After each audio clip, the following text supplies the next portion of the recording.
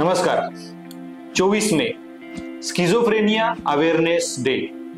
Schizophrenia हा तीव्र स्वरूपाच्या मानसिक आजारांपैकी एक आजार आहे. अर्थात हा विचारांचा आजार आहे. 100 मध्ये साधारण एका व्यक्तीला स्किझोफ्रेनिया हा आजार असल्याचं आपल्याला बघायला मिळतं.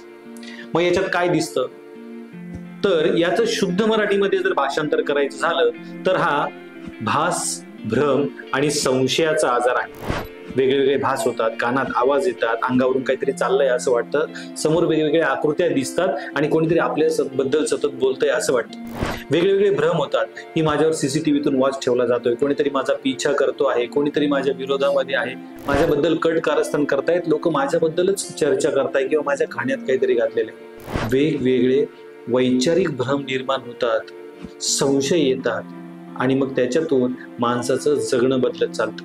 राग येतो, चिडचिड होते, झोप लागत नाही, कामावर परिणाम होतो आणि हा तीव्र स्वरूपाचा आजार आपल्यावर खोल परिणाम करतो.